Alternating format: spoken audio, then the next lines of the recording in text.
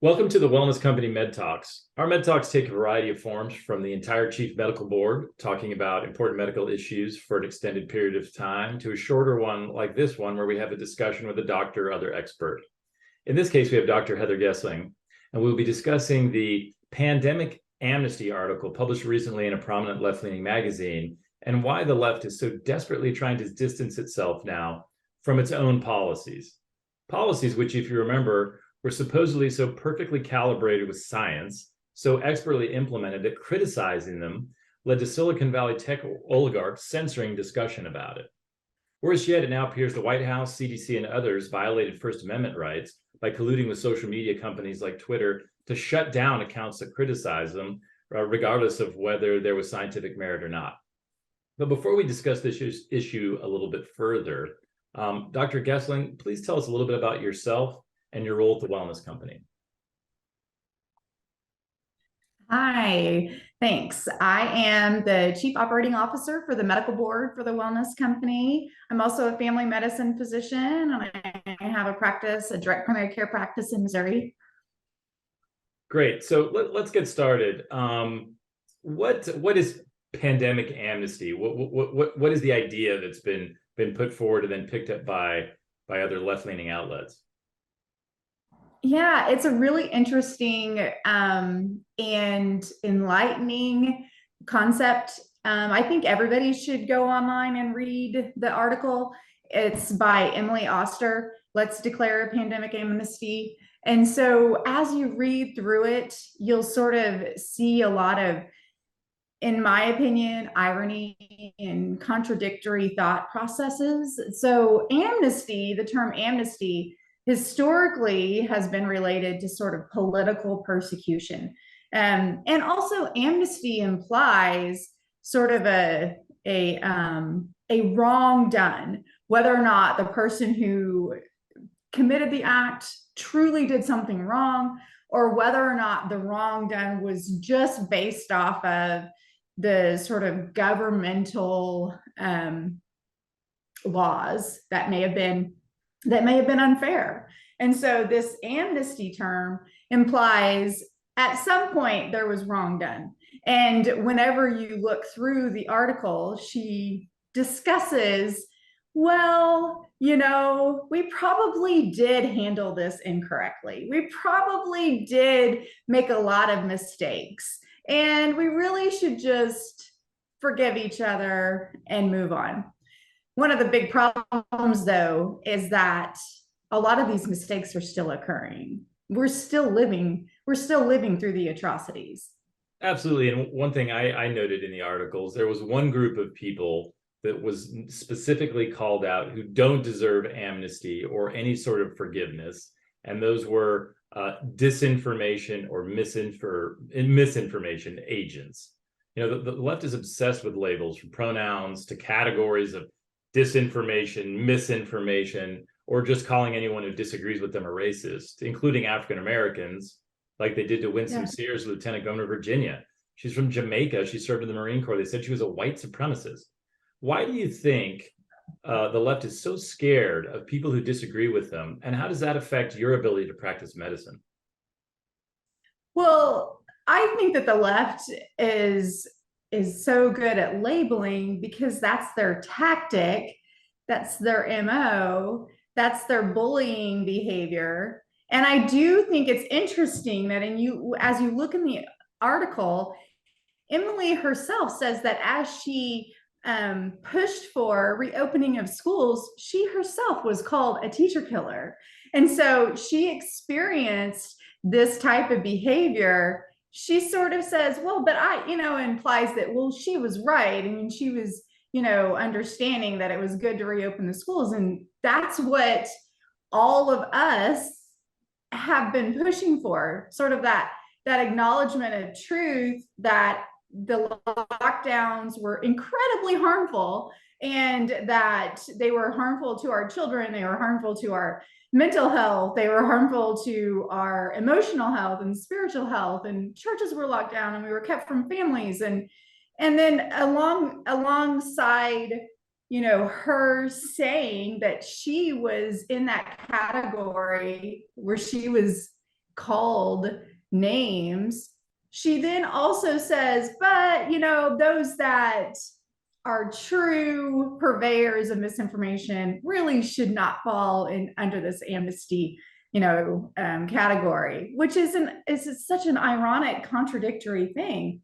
So the misinformation, the disinformation has over the last 2 years been from those who have not followed the science as far as masks and lockdowns and the vaccines and the prevention of early outpatient COVID treatment.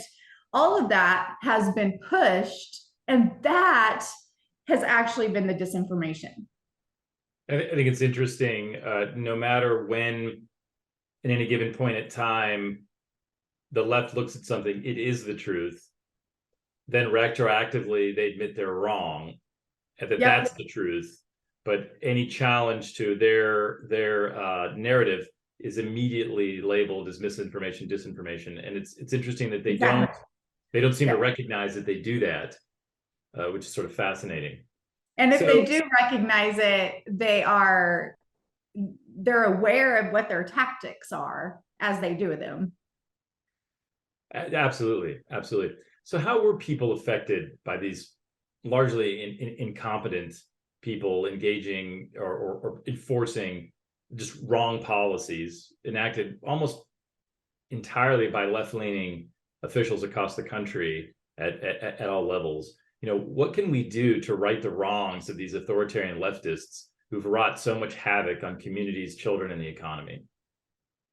I say one of the things is to, continue to bring discussion to what they're doing, to continue to fight for truth, and to continue to not back down. I think the recognition that so much of the governmental choices were egregiously wrong, I think that recognition is growing. And so, to keep pushing and not be afraid to call out the atrocities and not be afraid, of censorship. I feel like everybody is sort of had their thumb on them, that this fear of speaking out. I think the most important thing to do is not be afraid to speak out. If you've been harmed, whether or not it's from the lockdowns or the school shutdowns, if your children were harmed, or if it's from not being able to receive early outpatient treatment for COVID, or whether or not it's been from the vaccines, everybody needs to tell their story and get the word out. And then I remember that I didn't really answer one of the questions that you had, which is how has this affected the ability to care for patients, this whole, agenda? Well, the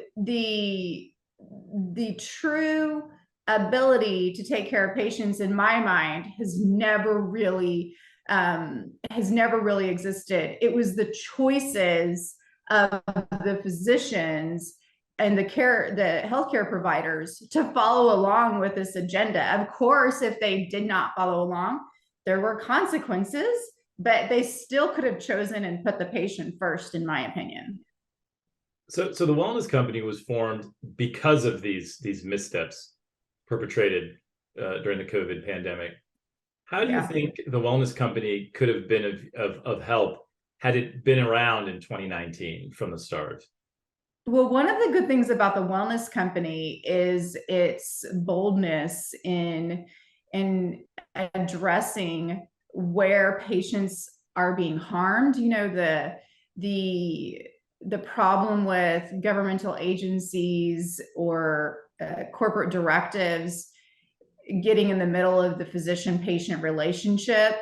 The wellness company has stood against that, and they stand strong to preserve that physician-patient relationship. And so I think that what could have happened is there could have been more of a united front to be able to push back against these big agencies and governmental organizations. Great. And for people with long COVID or people who are concerned about vaccine injury, for example, to things that have come out of the pandemic or mismanagement of the pandemic by state, local, federal government.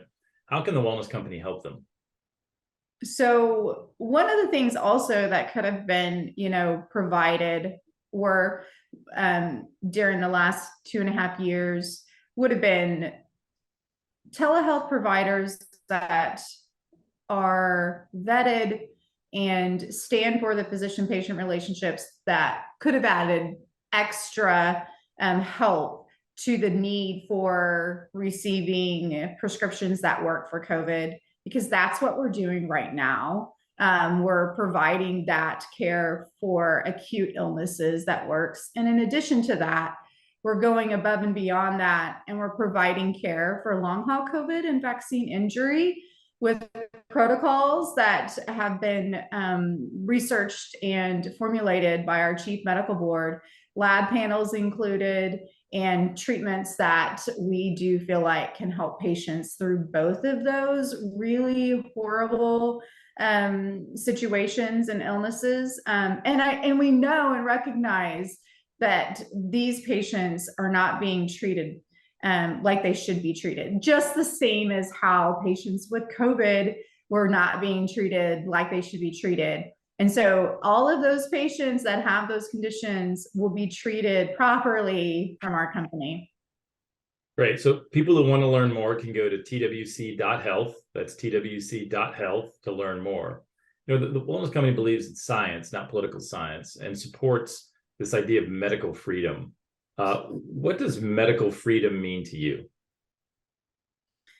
Well, medical freedom, in my mind, means number one, the patient is not coerced into taking experimental products and has the right to receive treatment that can help them. There is the right to try. And if a patient wants to try a safe medication to treat their illness, I think they should be able to do that and get that. And then also on the other side of things with the medical provider, the physician, they should be able to treat their patient accordingly. I think they should be able to treat their patient without the coercion of, being told, oh, you cannot prescribe those things, or you must support these emergency use authorization products. And those are just two examples of medical freedom that have really declared themselves over the last 2 years. Well, great. Well, Dr. Heather Gessling, thanks for taking the time with us today, and look forward to talking again in the future. Thank you.